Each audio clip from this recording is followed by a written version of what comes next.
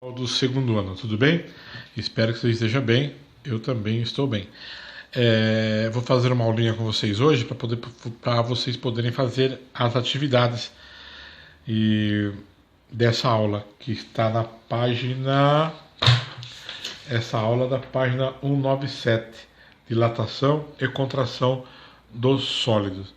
A gente viu em aulas passadas que pode variar a temperatura em Celsius, Kelvin e Fahrenheit, e o que acontece com os sólidos quando essa temperatura varia.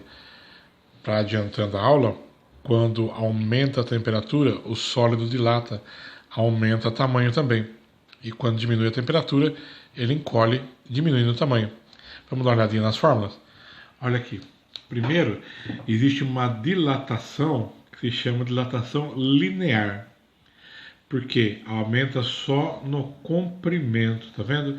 Eu tenho aqui um corpo, pode ser uma barra de ferro, ela tem uma temperatura inicial, certo?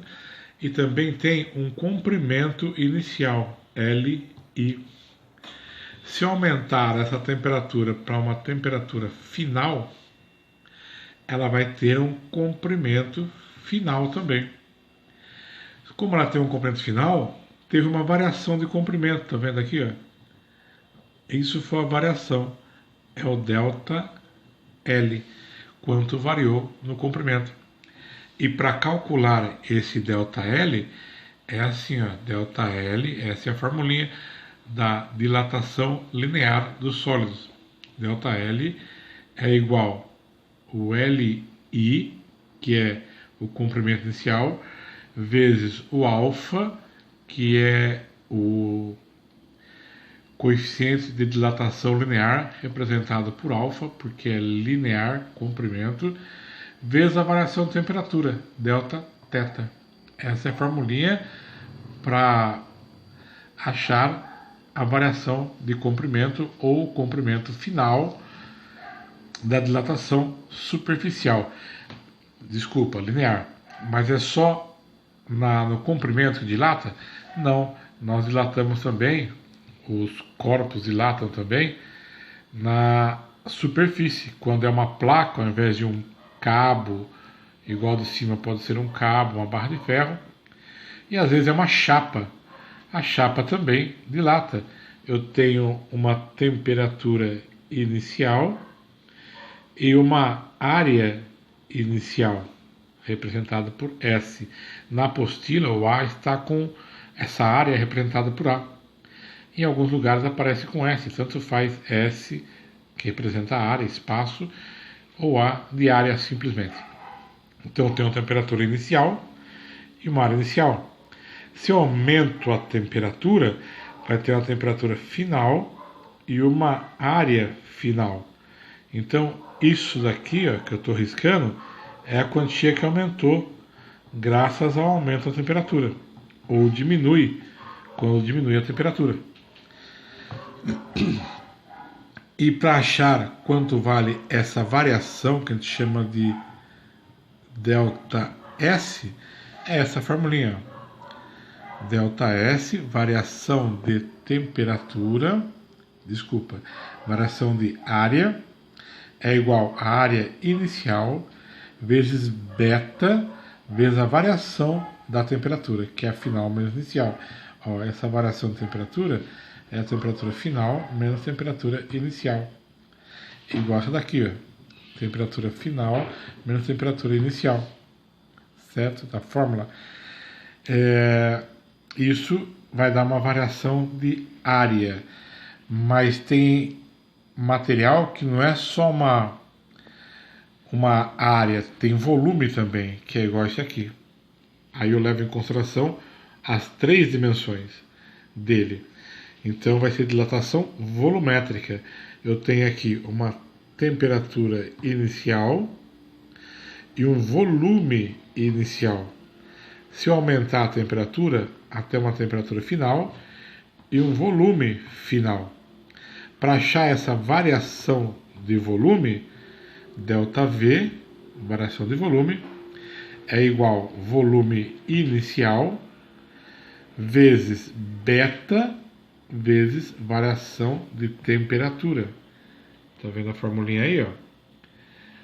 Delta V, volume inicial, gama vezes delta T. Olha aqui, ó. Eu tenho no primeiro, na linear, alfa, certo? E depois na superficial, beta. E depois gama. Por que alfa? Alfa varia só comprimento. Beta tem duas dimensões variando, comprimento e largura. E aqui a espessura também são três dimensões variando, representado por gama. Então, se eu quiser achar o valor de gama, gama vai ser igual duas vezes o alfa. Ou, desculpa, três vezes o alfa. E o beta vai ser igual duas vezes o alfa. Porque tem exercício, se vocês vão ver em TM, TC, que ele não dá o beta e o gama, ele dá só o alfa. Mas se eu estiver calculando a dilatação volumétrica, tem que fazer vezes 3. Mas se ele der já o beta, eu sei que é esse valor correto, tá? Esse aqui são coeficientes de dilatação térmica.